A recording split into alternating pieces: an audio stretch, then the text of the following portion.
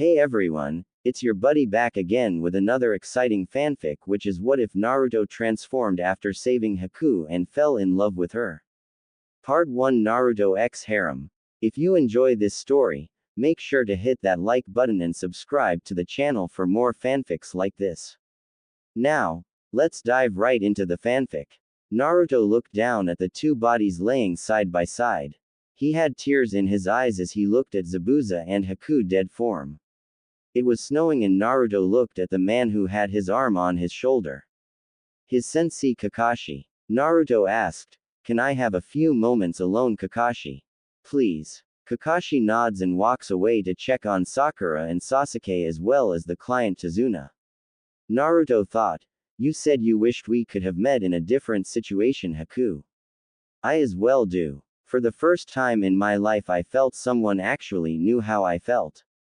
Then there's you, Zabuza. You acted like you did not care for Haku, but deep down you cared for her like she was your daughter. Yes, I know your secret, Haku. I can smell the difference. Why did you both have to die like this?" A voice interrupted his thoughts and said, "What if you could save them and still have them in your life, would you take it?" Naruto looked around and saw no one around him and realized it must be Kyuubi and said, "Yes." Kyuubi said, "Think your answers, boy. If you want to save them, then do as I say. Place your hands over both their hearts and hold them there until I tell you. You will feel a small tingle in your arms, but ignore it. I will explain what is going to happen and how they will live Aegean later. Go ahead and bury their bodies as they don't need them anymore and take their equipment and weapons. It will come in handy later." Naruto thought, "Why should I trust anything you say?" Kyuubi said, "Either you believe me and do as I said, or you don't and never see either Aegean. It's your choice." And the voice went away and Naruto heard footsteps coming and Naruto leaned down over them and laid a hand on both of their bodies and soon felt a small tingle in his arms. Sakura asked as she walked over, "Are they dead?" Naruto ignored her and kept his hands there. Kakashi looked at him and asked, "What happened, Naruto?" Naruto closed his eyes and said, "Somehow I became friends with them during battle. I understood them. Sadly." Kakashi smiled a sad smile knowing from experience what that was like and Sakura asked, "How can you do that? You are an idiot." And she turned and walked back over to Sasuke who was sitting against the bridge. Naruto heard Kyuubi say to quit and he looked around and saw Zabuza's sword and picked it up and walked back over to their bodies and created a few kage bunshin and said, "I am going to take care of their funeral, Kakashi. I will return later tonight or in the morning." As the clones picked up the bodies, Kakashi sighed and said, "You don't have to do that, Naruto. We can help and you don't need to be alone right now." Naruto looked at him and said, "Kakashi, Sakura would rather piss on their graves than give them a proper burial since they hurt Sasuke and I can't deal with his ego right now. Take care of them and the client. If something happens to me, Konoha will throw a party." As he walked away without saying anything else, taking the two bodies with him. Kakashi watched them leave and Sasuke walked over and said, "Where's the Dobi going?" Kakashi looked at him and saw the Sharingan and said, "Congrats on activating your bloodline. He's getting rid of their bodies. Let's get this mess cleaned up so we can hurry up and finish the mission." And Sakura just humped and turned to follow Sasuke and Kakashi. Naruto soon made it back to the meadow that he first met Haku in and had the clones started to bury them. Meanwhile, while that was happening, Haku slowly opened her eyes and looked around and saw her master Zabuza laying beside her, and she looked around and saw they were in some huge chamber and she went and checked on Zabuza. When his eyes opened, she smiled. Zabuza was confused as he sat up and asked, "Is this death?" Laughter could be heard and both looked and saw a giant cage and the figure of Kyuubi could be seen, and Kyuubi said, "Yes, you are both dead, but this is not heaven or hell. You are currently in my prison." Zabuza stood up and asked, "What is this place and how did we get here? I know you're Kyuubi, but I was told you were killed by the Yondaime." Kyuubi snorted and said, "That idiot just got lucky. Yes, I am Kyuubi, and you and the girl there both died on that bridge. The boy wanted you both to live, so I offered him a chance and told him how to bring you here. Haku asked, "Who are you talking about and what is this place exactly?" Kyuubi sighed and said, "That's it. Sit down, shut up and watch the sky and you will know everything." A voice from behind them said, "What the hell? Where am I?" making everyone turn and see Naruto standing there. Haku asked, "Naruto, is that you?" Kyuubi screamed, "Silence. Everyone sit down and watch the damn movie on the sky above. When it's done I will answer all questions. If you don't I will eat you all." Leaking enough killer intent to make all three freeze. They quickly sat down and saw the ceiling change and then they saw a white room and then the room shifted and they saw a red-headed woman laying in a hospital bed and she looked weak and tired and a nurse said, "Congrats, it's a boy. What will you name him?" A man walked into the view and said, "His name's going to be Naruto, Naruto Uzumaki Namikaze." And he had a smile on his face but all three people had their eyes popping out because they saw that it was the Yondaime Hokage of Konoha. Naruto asked, "That's my father." Kyuubi said, "Yes, and the woman with red hair is your mother Uzumaki Kushina, my sister." Making all three look at the cage and gasp as the Kyuubi changed from the demon fox to that of a man with red hair and red eyes and his cloths were that of a standard Junin. Naruto stood up and asked, "Wait a minute, if my mother is your sister then why did you attack Konoha and who or what are you and what am I?" The man sighed and said, "My real name is Uzumaki Sherlock, I am the older brother and only sibling of your mother and I am the prince of the land of Whirlpool or that is what humans call our land. Your mother left our land on a mission and met your father and fell in love. She was supposed to return a year after she left for her long-term mission to Konoha but instead of her return we received a letter from her saying she found someone she loves and was not returning to our land.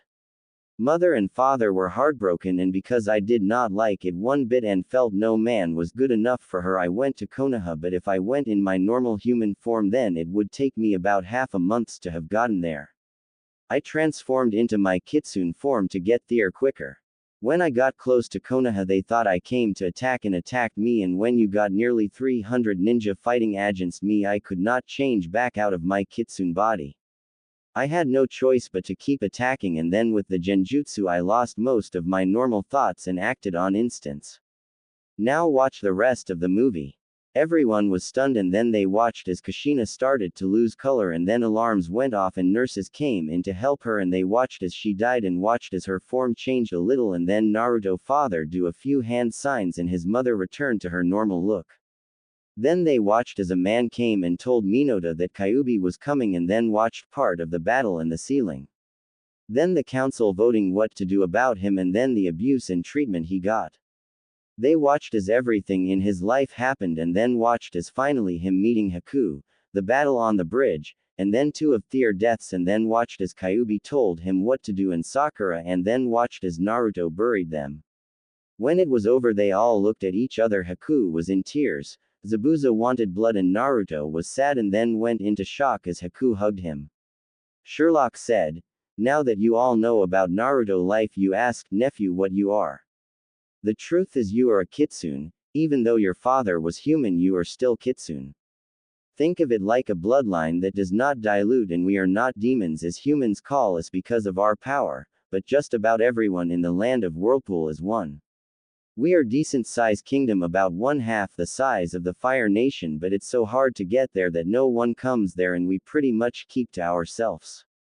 The only other creatures in our kingdom is the dragons who are our allies. You are also the prince of the kingdom. Your grandparents are the ruling power there for at least another 100 years or so at which time I was supposed to take over but seeing as I am sealed in you now thanks to your father summoning the Shinigami to help seal me I can't take over but I can help train and advise you so you can take over in my place.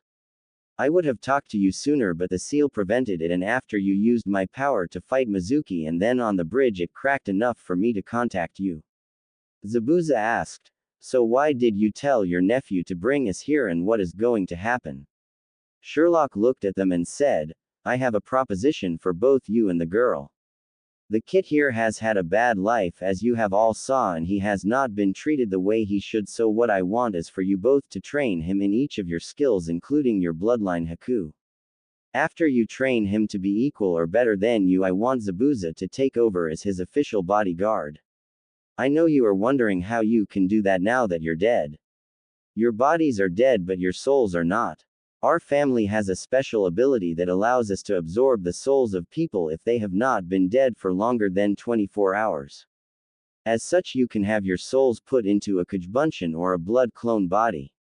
If your clone body dies, you just wind up back here as long as Naruto lives. Naruto said, so basically you had me make them slaves. How could you? Kyuubi sighed and said, no Kit.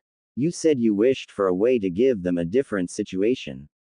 I gave you that chance. Zabuza and Haku are not dead and can live a semi-normal life instead of just going to the other side.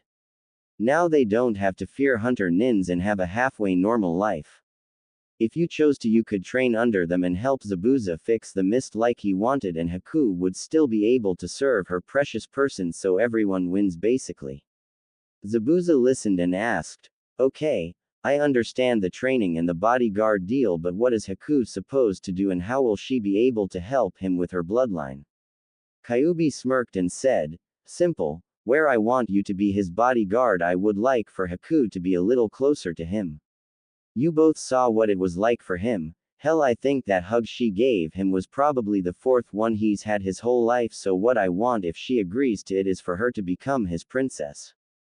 Haku blinked and looked at Naruto and asked, so let me get this straight. You want me to be his wife? Kyuubi said, yes. Most of our family's marriages are arranged, and as Naruto's closest living relative currently, I am trying to arrange a marriage for him since he will have to be married before he can take over as king, and I believe from what I saw through his memories that you and him would be good together since he already has some feelings for you and I believe you do as well. That pink-haired bitch is someone I would rather see die than get a position of power over our kingdom, because she would ruin it along with most of the others you saw. You must understand that you will have to have children with him eventually, because they will be the heir to the kingdom and you will have to have them before he takes over as king, and he needs a wife that can fight just as good as he can.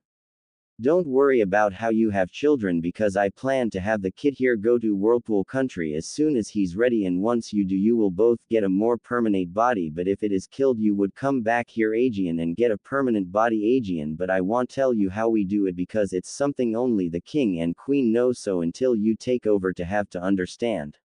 The only difference from your normal body would be you will live a lot longer unless he is killed, and Zabuza and Haku will have an animal form like me and Naruto does. As for how he would get your bloodline, all you have to do is kiss him and accept my offer, and I would do the rest automatically while you kiss to get your bloodline. Naruto asked, wait, what do you mean I have an animal form, and what will Tier be? Kyuubi said, close your eyes and do the hand signs ox, monkey, dog, and kitsune, which looks like this, and then you will transform. Naruto tried it, and after he did the kitsune sign he went up in a puff of smoke, and when it disappeared it showed everyone that he was a three-tailed blonde kitsune with red highlights.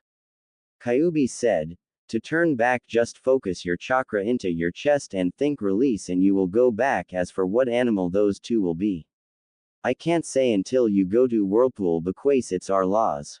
I am bending them enough already to get in trouble by telling you what I have. Zabuza asked, I take it he is the only heir, correct? If so, will he have to take more than one wife?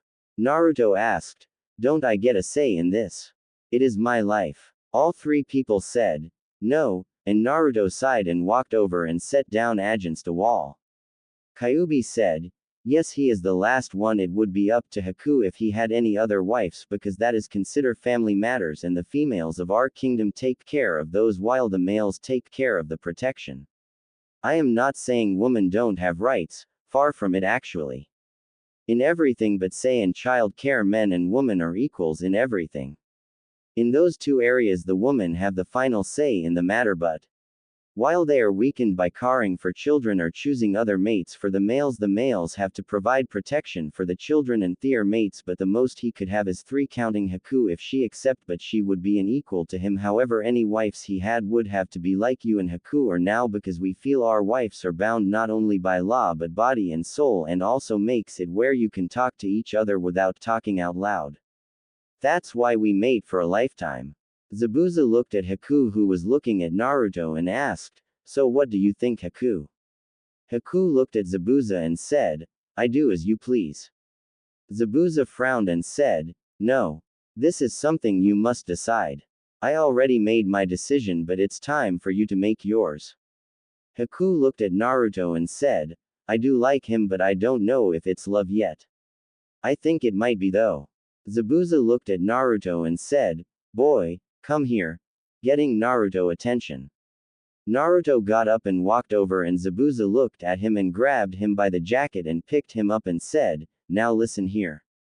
I am going to accept this bodyguard position, and Haku thinks she wants to be your wife, and I see her as my daughter, so you are going to treat her right. Am I understood?" Shaking him. Haku looked at both of them wide-eyed, and Kyuubi had a glint in his eyes. Naruto nods and Zabuza said, "Good. Now you are going to have to change. No more acting stupid, because I saw how good you were when pulling pranks. I also don't want you to take any shit off of anyone. If you are going marry her, you are going to have to be respectable and proud. When we teach you our skill, you are going to wish you were in hell. Do you understand?" Naruto could only nod, and Zabuza threw him on the ground and said, "Now kiss your fiancé so we can get started," making both teens blush. Haku said, "But I said I don't know if it's love."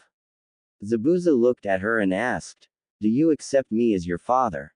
And Haku nods yes, and Zabuza said, "Then I arrange for you and him to be married.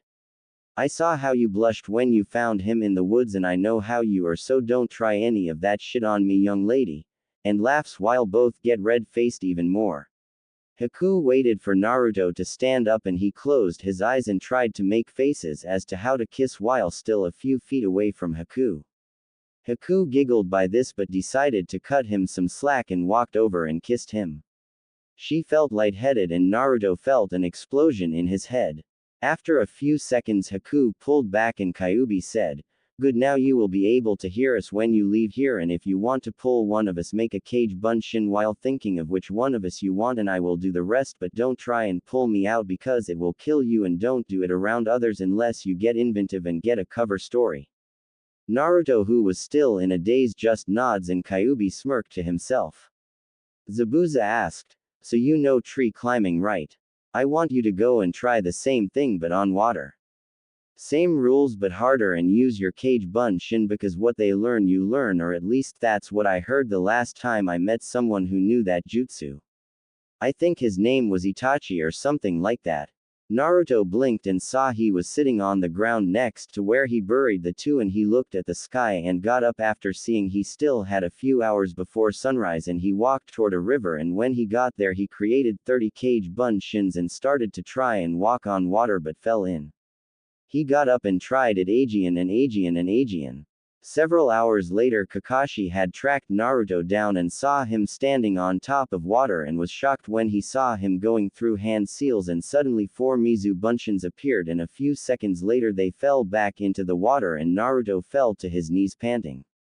Kakashi was shocked as he saw Naruto not only standing on water but also doing a mist jutsu, as well as having Zabuza's sword on his back and an extra holster on his leg that looked full of stuff. Deciding by the look of Naruto to stop him before he hurts himself, he walks into the clearing and said, "Yo." Getting Naruto attention. Naruto looked at him while sweating and smiled before getting up and walking to the shore, and then passed out as soon as he got on land. Kakashi sweat drops and chuckles and thought, "Finally out of chakra, huh? I will ask him tomorrow," and picked Naruto up and carried him back to the house. He had already found the graves while following Naruto's scent. When he got back to the house, Sasuke looked up and asked, "What happened to the Dobi?" Kakashi said, "He just ran out of chakra after burying those bodies as well as the fighting today." Sakura saw the sword and asked, "What's that idiot doing with that sword? He can't even pick it up properly, more or less know how to use it.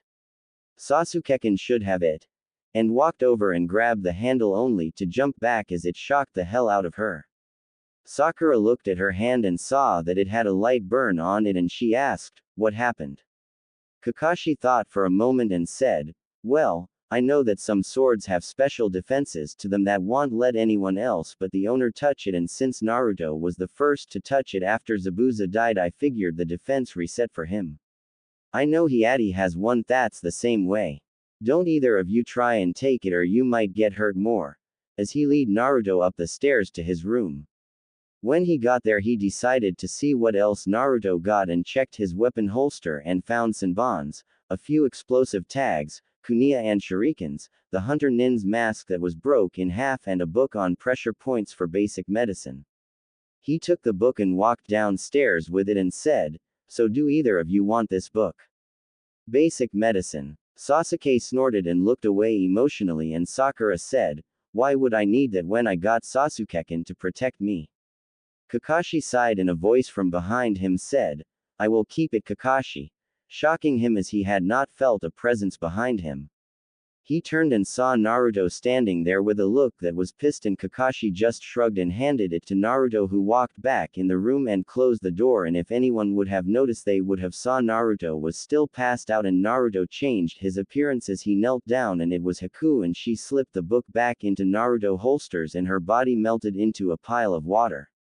Naruto was inside his mind sparring with Zabuza when Haku reappeared, and Kyuubi asked, "So did it work?" Haku said, "Yes. I was able to get the book back and nobody realized I was not him or a water clone. I still can't believe that his sensei would give his stuff away to those other two," with a little anger in her voice. Naruto was punched in the face and slid beside Haku when he heard that and asked, "He did what?" in a shocked voice. Haku looked down at him and giggled at the look on his face and said, "He went through your stuff and took my book on pressure points and medicine that I had. The pink-haired bitch already tried to take your sword and give it to the Uchiha, but it shocked her," as she helped him up. Zabuza heard this and walked over to Naruto and said, "You need to start standing up for yourself, kid. I know you have been through hell, but you could take both their asses out easy from what I saw. It's not easy besting ABNU as well as Chunin and Junin like you did. Ready to go, Aegean. Somehow I am not tired." Kyuubi smirked and said, "And you won't. The kid here won't get tired, but his body will feel it tomorrow even though we are in his mind, because his muscles will think they actually have been fighting. He won't get physically strong or fast by training in here, but at least he is able to learn jutsu as well as hand-to-hand and sword skills, though he will need to imagine swords, but that will be later. Get back to work because you need to get strong fast." All three thought, "Slave driver," as Zabuza punched Naruto in the stomach, knocking him back. As those two got fighting, Aegean Haku turned to Kyuubi and asked, "What will I have to learn to be the princess of your kingdom?" Kyuubi looked at her and said, "You already know what you need to learn. It was the lesson you taught him. If you consider my people your precious people, everything will be fine. Once you get your new body, you will have to practice with it, but it should not be hard because it will act like your old body unless you go into your transformed state. If you want, go ahead and work on your bloodline. The pipes above us have chakra in them, but in this world it will act as water.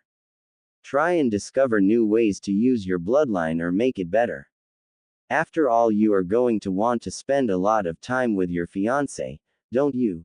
saying the last part with a smirk, making Haku blush. Haku started to work on her bloodline and discovered he was telling the truth, as she was able to do the demonic ice mirrors as well as the 1000 needles of death easily. She then got to work on a project she was working on but never had the chance to finish. Kyuubi for his part sat back and watched, but in his mind he was working on Naruto body, giving him more of his chakra as well as enhancing a few other things.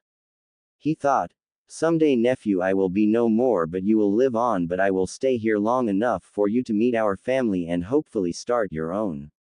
Hopefully me using this technique to save these two will make a small refund in your heart for me. I am sorry." The next day when Naruto woke up, he was sore as hell, but he had completely recovered his chakra supply. He got up and got ready for the day, but found his cloths were a little tighter on him and made his way to breakfast and saw everyone looking at him, and Naruto said, "Morning," as he sat down. Kakashi looked up from his book and asked, "So how do you feel?" Naruto moved his shoulders and said, "Like it's my birthday. making everyone but Kakashi smile as Kakashi knew what that meant. Kakashi asked, "So where did you learn Mist Jutsu?" making everyone look at him and then Naruto. Naruto sighed and said, "I memorized some of the hand seals you and Zabuza along with Haku used during your battles. I experimented with a few and got lucky with Mizubunshin." Kakashi shrugged thinking it could be true and Kakashi asked, "Can you do any other Mist Jutsu besides Mizubunshin?" Naruto said, "I saw some others but have not tried them yet since I only saw most of the hand signs. I also tried water walking but have not made any real progress with it. I can stay on it for a little while but it's tough." Kakashi eyed him for a moment and said, "I see. What about the book and Senbons?" Naruto shrugged and said, "After Sasuke was knocked out by Haku I thought that it might be useful to learn to use them to incapacitate enemies like Haku did and the book would help me do that as well." Sakura screeched and said, "How dare you say sass," and to the shock of everyone at the table Naruto hit the pressure point on her neck with his fingers knocking her out. Sasuke had an amused look on his face. Kakashi, who was shocked by it, was smiling behind his mask and asked, "Where did you learn that?" Naruto shrugged and said, "It's the same spot Sasuke and Zabuza were hit by Haku and I saw it in the book here when I glanced at it. I thought if I can get enough practice I might be able to take someone out like Haku did," and her voice is making my headache worse. But he thought, "And Haku hit that spot on me for 9 hours last night in my sleep. Time works different there." Kakashi nods and said, "Well, don't use your teammates as a test dummy. You could have killed her if you missed the spot." Sasuke grunted and said, "Show me that jutsu," with his Sharingan active.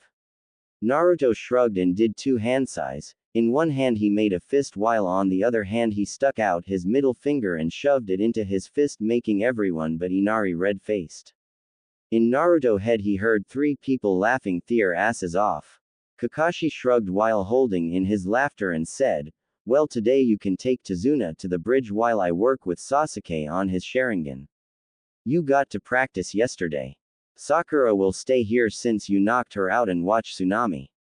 Naruto asked, "Can you show me a jutsu or write one down for me to practice today?" Kakashi looked up from his book and said, "Sorry, I don't want to overpower the team so I can't teach you any more jutsu until the others catch up." Naruto said, "But you have not taught me anything besides tree climbing." Kakashi shrugged and said, "So, that's all I taught the others." And he grabbed Sasuke and left in a swirl of leaves. Naruto narrowed his eyes and thought, "Lying piece of shit. I have seen you teaching Sasuke privately." After he was gone Naruto looked at Tazuna and said, "You ready, old man?" Tazuna smiled and nodded and got his things and they both left. Inari looked at Sakura, who was passed out on the table, and got an evil glint in his eyes and ran to his room and came back a few moments later with some ink, and Tsunami asked, "What are you doing, Inari?" Inari smiled and said, "I just thought I would give her a present for everything she's done for us." Tsunami sighed but could not tell her son no after he finally acted happy Aegean and left the room as to not see what was going to happen. She later wished she would have. Inari pushed her back in the chair and took the ink and used it to cover her lips as well as her eyebrows and drew a picture of the bridge on her forehead with the words "Thank you" under it. When Naruto and Tazuna got to the bridge most of the village had came out to help, and Naruto looked over the side of the bridge and got an idea and said, "Hey, old man.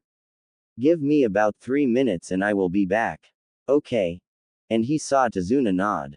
Naruto jumped over the side and walked down one of the support beams and then used his Bunshin no Jutsu to create around 400 clones. He then thought of Zabuza and made on of him, and a moment later one of Haku. Naruto then said, "Okay, work with these guys while I keep an eye on the old drunk. Is that alright?" Haku and Zabuza both looked at each other and felt their bodies and shook their heads, and Naruto ran up the side of the bridge and started to help carry stuff around to speed things up and also train. Zabuza pointed his finger and said, "Okay, the left half works with me and the right with Haku." And they all screamed, "Yes." Zabuza then had them while standing on water work on the Mizubunshin and the hidden mist jutsu. Haku took her half and said, "Okay, I want you each to try and make ice by using your new bloodline.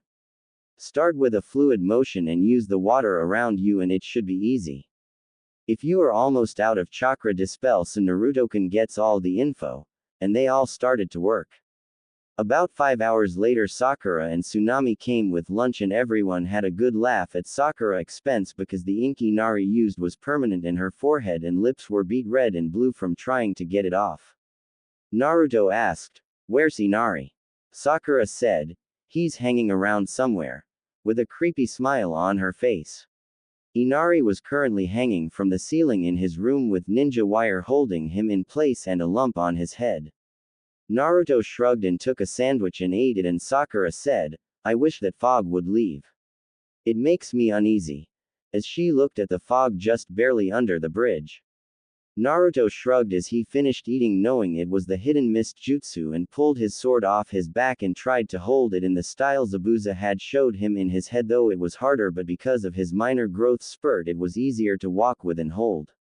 Sakura just rolled her eyes and said, "Idiot, quit trying to act cool," and went to hit him but Naruto put the sword up and blocked her punch with the side of it. Sakura became pissed and started an all-out attack on Naruto who blocked each and every one of her hits with almost no trouble. Sakura soon started to run out of energy but her anger would not let her calm down so she ran at Naruto with everything she had in one punch and Naruto smirked and replaced himself with a Mizubunshin and when Sakura hit it her hand went right through his head and at first she was white as a ghost thinking she actually killed him until she felt someone hit her in the neck Aegean knocking her out. Naruto who was standing behind her fallen form thought, "I am sure glad Hakuchin taught me that one first." For the next few days Naruto discovered that he was basically being thrown to the side by Kakashi. Naruto had gotten to the point he used a Kujibushin to henge into a fox and run through the forest and discovered Kakashi was teaching Sasuke several techniques as well as weight training with his personal weights. Naruto felt cheated but he soon found a way around that. Apparently his uncle knew something about sealing and had him take a shuriken and tie it to each of his arms and legs after applying a seal to it to increase the weight based on how much chakra you put in it. Zabuza also made him put it on the sword also. Sakura was getting more restless because luckily Kakashi had her do guard duty every other day but when Naruto asked, "Why does Sasuke get out of doing his share of the work?" all three of his teammates looked at him like he was crazy. Zabuza and Haku both created a hit list off of what they had been watching and both have increased Naruto training. Naruto had gotten to the point he can use Zabuza's sword pretty well now but it was not mastered yet but it was gaining fast and his muscles were getting stronger from the weight training and his sword play having improved also with the help of 600 Kujibunshins. Naruto chakra control had gone up through the roof because Zabuza had Naruto clones water walking for 2 hours a day while working off the basic of the leaf balancing that they saw in his memories from Iruka and modified them. Now they were up to small rocks. Naruto use of Haku bloodline had increased as well. He could use the 1000 needles of death as well as making Senbons out of ice but the demonic ice mirrors were still out of his league currently. Naruto had followed Zabuza instructions and found Gato hideout and quickly went through and found some money as well as cloths and with both Zabuza and his uncle's help he learned the basic of storage sealing. However it was not all fun and games. Flashback. Naruto had followed Zabuza instruction and found Gato base and he was approaching it when he heard voices so he quietly went and started sneaking around to see what was going on. He soon discovered about 30 of the mercs they had ran off had returned to the hideout and one new person was Thier. Naruto looked at the new person and saw he had an Iwa headband on with a slash in it. Deciding to listen in he set against a wall and heard one man say, "I say we go back and kill them all and have our fun with the woman," and several men cheered at this. The one with the Iwa headband said, "I agree we should go back but first I think we should make an example not to mess with us. I have observed the last few days that the Konoha nin Sharingan Kakashi is privately training the last Uchiha of Konoha to use his bloodline as well as personal training, and he has the other two switch back and forward on guarding the bridge builder and his family. Today is the blonde boy's day off, and according to you all he was one of the main powerhouses, so we should watch out for him, but the girl is useless. I say tomorrow why the blonde is with the bridge builder, we pay a little house visit and take the girl and that woman and do as we please and kill the little boy. After that we will set a trap for when the old man returns he dies in an explosion. Without their client the Konoha nin will leave, especially after they find the body of their female teammate, and then we can do as we please to the village. Who agrees with me, or would you all rather take the chance to run into Kakashi and the blonde Aegean? Naruto heard this and thought, we can't let them do that to Tazuna and his family. Zabuza said, I agree. Haku said, I also agree, Naruto-kun. I hate men who think of women as only say toys. Let us out and we will help take them out. Naruto nods and created 50 Kajbunshin and had them rush into the room where the men were and start fighting, while he made one for Haku and one for Zabuza. Naruto would have handed Zabuza his sword, but Zabuza had already learned that if anyone including him touches it besides Naruto he got shocked and would return to the seal, so he took a pair of kuniya from Naruto and Haku took some Senbon needles and they went in to join the fighting. The Iwa nin saw the blonde come in, had snuck around, and when he saw Zabuza and Haku go into the room where the mercs were leaving the blonde alone, he thought that was the real one, but then his eyes got wide and said, so the Yondaime had a son. I can tell you're his son by one look. I bet I can get a great reward for killing you. And he charged at Naruto. Naruto, who had turned and saw the nin coming at him, and asked, how did you get behind me and find me?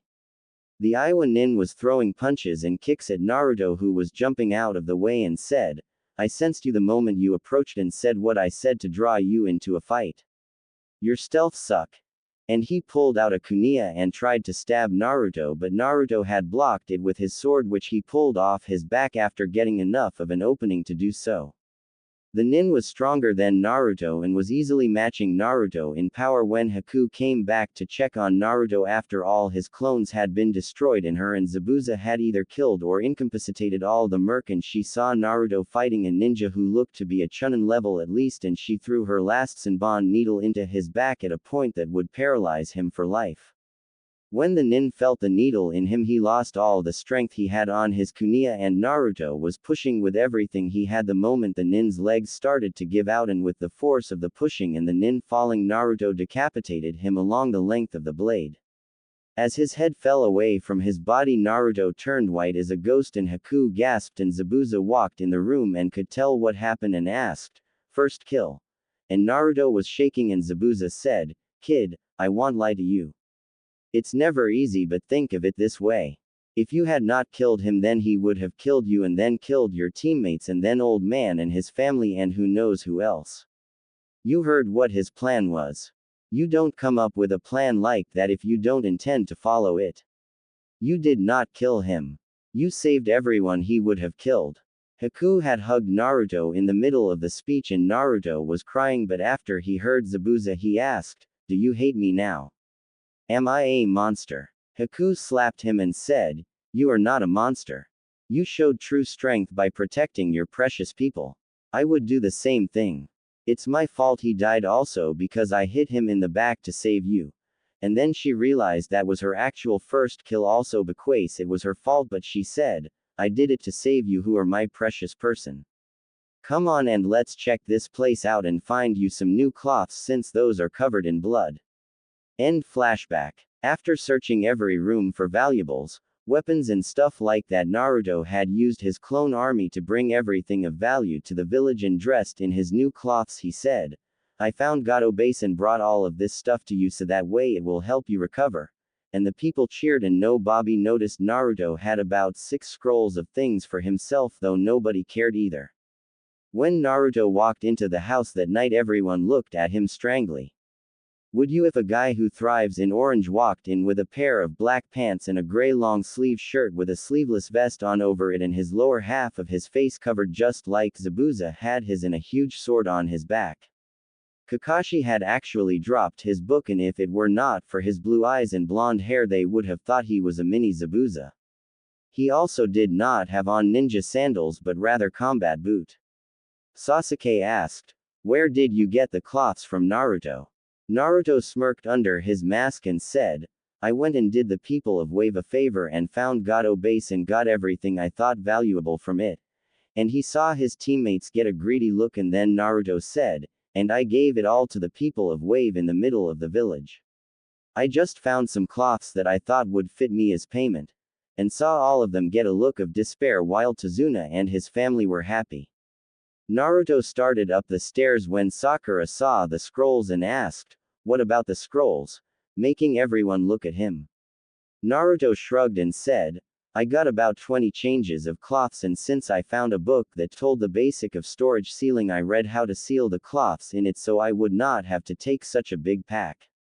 I need to learn something since nobody wants to teach anything." Sakura screamed, "What are you talking about? Kakashi taught us tree climbing." Naruto sighed and said, "Sakura, what good would chakra control do you besides make you a little faster and stronger longer if you can't do nothing but punch stuff because your teacher is too busy playing favorites?" As he walked up to his room and slammed the door. Sakura looked shocked and turned to see Sasuke, who was acting as if nothing was wrong, and Kakashi was reading his book, and Sakura asked, "You're not playing favorites, are you, Kakashi-sensei?" Kakashi just looked up from his book and asked, "Did you say something?" Sakura could not believe her sensei acting like that. Sasuke smirked and said, "What does it matter? I am an Uchiha and he's nothing." His smirk brought hearts to Sakura's eyes and she forgot what she was mad about. Kakashi was thinking about what Naruto said and thought, could he be right? Am I really leaving him and Sakura alone and focusing on Sasuke? I do owe it to Obito to make sure his family goes on, because if Itachi comes back he would kill Sasuke, so Naruto will just have to get over it. I feel bad for it, but I can make up for it after I am done with Sasuke. Naruto sighed as he went to sleep that night, and surprisingly he did not go to where the only true people who cared for him was. Instead he found himself in a white hallway. Naruto looked around and saw a door at the end of the hallway and walked toward it, and when he opened the door he was blinded by even more light, and then his eyes adjusted and he saw what looked to be some sort of security room or something, and he walked inside and looked around and saw a monitor that showed inside the seal, and then another monitor that showed what was going on outside of his body. He looked around and a voice behind him said, "Welcome," making him turn and faint after seeing who was behind him. A few minutes later he awoke and saw himself standing there, but this person was different. This person had kitsune ears and tails and was a little taller than he was. Naruto asked, "Who are you?" The figure smiled and said, "I am your inner self. I am the one who convinced you to act like an idiot, and I am also the one who has been keeping our dim-witted uncle from blowing the hell out of our body by sending so much chakra into us. I brought you here to tell you I am going to insert into your memory a few jutsu I watched in our memories, and that will give you a chance to get more learned. You will know how to do them and what they do, but you need to learn them, and I also want you to talk to Haku-chan about us learning one-hand seals. If that damn Cyclops does not get his head out of his, as soon we might have to fight him or his little star pupil. One-hand signs are different for each person, but the seals are the same, but the chakra usage is different and it makes the Sharingan useless. I don't know if we will meet Aegean, but go have some fun and make sure you spend some time with Haku outside of the seal and give Zabuza some time out as well." And then the room went black. Naruto opened his eyes and saw Haku sitting beside him, worried as was Zabuza and Kyuubi from his cage. Naruto slowly stood up and said, "That was weird." Haku asked, "What happened? You fell asleep nearly 2 hours ago and you just now got here?" worriedly. Naruto got up and said, "I met myself, as strange as that sounds, and he said I was going to get some new jutsu he's been working on in my head, and he wants you to teach me one-hand signs so that way if I fight a Sharingan I have an advantage." Kyuubi smirked and said, "That's not bad of an idea. If you learn them I can also teach you some of our family jutsu as well, since your control is nearly good enough." Everyone agreed with that and they started to work on it and using the basic henge, Kujibunshin, Mazubunshin, replacements no jutsu which made Zabuza blush and Haku punch him, hidden mist jutsu and surprisingly he was able to make a sheet of ice and adjust it to do what he wanted with a little control and imagination. The next day when Naruto got up Zabuza had a mission for him as did Haku and Naruto decided to see if Kakashi would help him. He went downstairs early and saw Kakashi reading his book while everyone was asleep. Naruto decided to get straight to the point and said, Kakashi, I know you don't want to teach me anything but I was wondering if you can help me with one thing I am working on.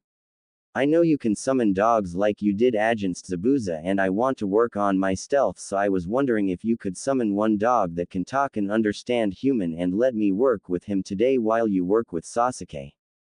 Kakashi glanced at him and put his book in his pocket and thought it over and Naruto saw the look that he had and knew what the answer was and said, forget it. I already know your answer. And walked out of the house. Kakashi thought, well I was thinking about it but I don't want to use Pukun that way since he's the only one I know that would do it.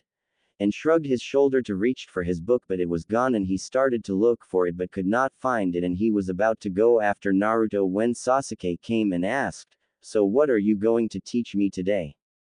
Kakashi glanced up and said, stealth.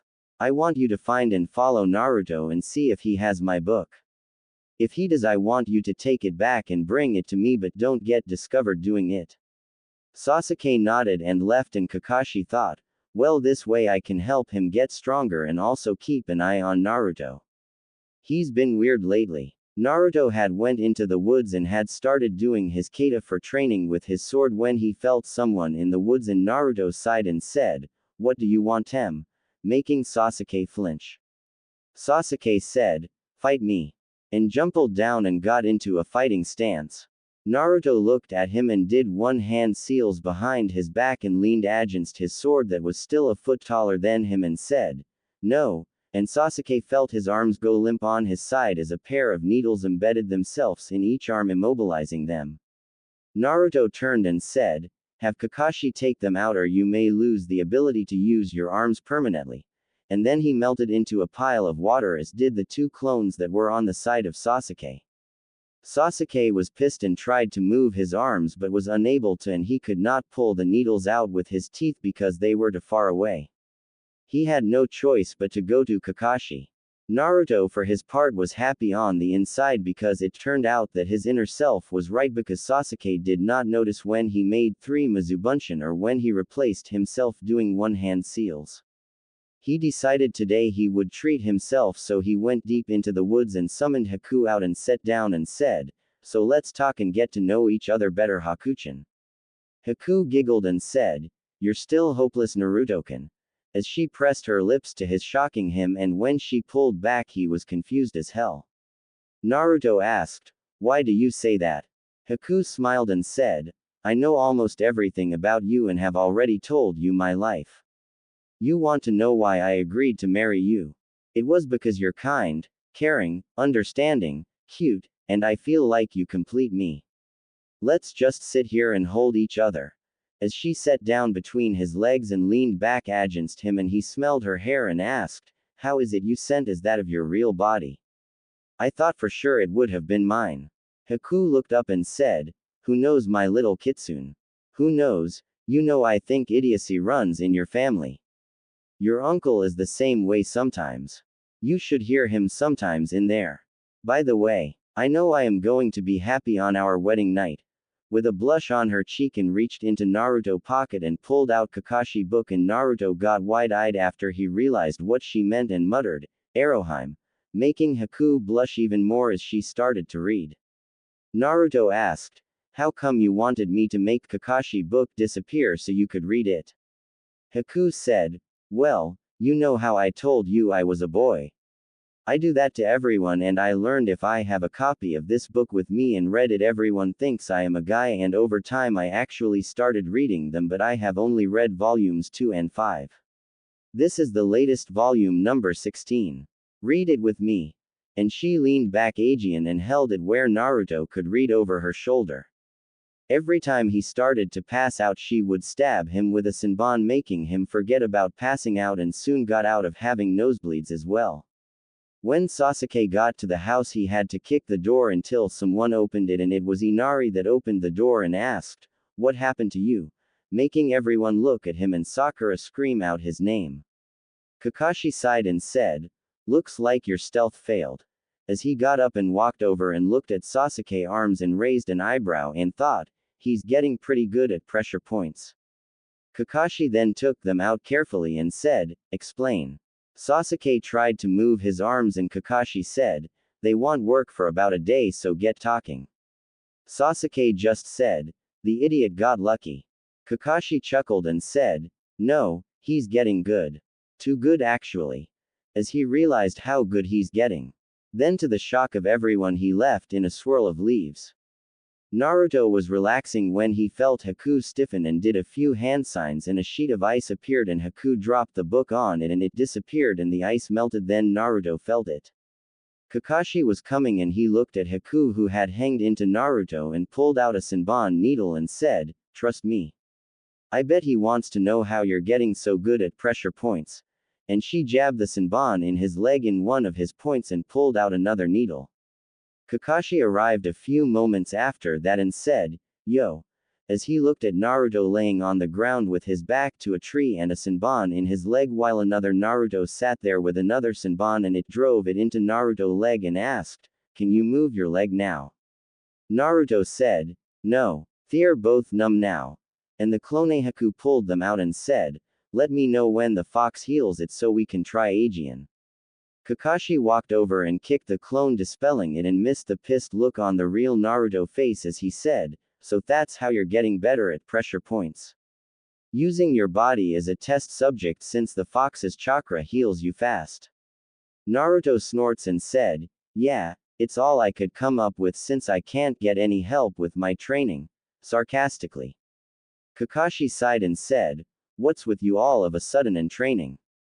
Naruto looked at him and said, "I am tired of everyone calling me an idiot because of the fox. I am tired of everyone treating me like a plague. I am tired of being beat to hell. I am tired of doing everything I can and never get any thanks. I saved your life when we first met Zabuza, and you gave the credit to Sasuke, who was ready to abandon you and run scared. It's bad enough you let Sakura attack me without saying anything to her, and you playing favorites with Chichen is, but you won't even lift a finger to try and train me." And then, to the shock of Kakashi, Naruto got up and started to walk away, ignoring the fact he should not be moving for a day. Kakashi went to reach for him to stop him when Sasuke came walking up and said, "Teach me," causing Kakashi to look at him and away from Naruto. Kakashi sighed and said, "What?" And suddenly Sasuke went up in a puff of smoke, making Kakashi realized he was just tricked by a genin. Kakashi turned to follow Naruto but lost his trail after it left the clearing. He looked around and thought, "What the hell? I did not see him make a cage bunshin and his trail ends here, so he has figured a way to trick my senses." About a mile away from Kakashi, Naruto was on the ground panting and thought, "Damn it. I still can't do that right yet," as the ice mirror melted away behind him. After a few moments he resummoned Haku, who made another small piece of ice and the book fell out of it, and she said, "I had it hidden in a tree using my ice shushin to take it there and bring it here." And then they both sat down and started reading Aegean.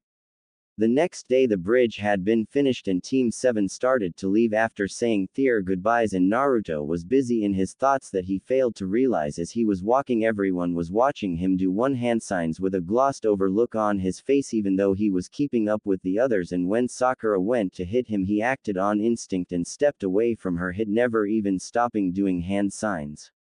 Sakura, after 2 hours of this, said, "That's it. What are you doing, Naruto? It's getting on my nerves."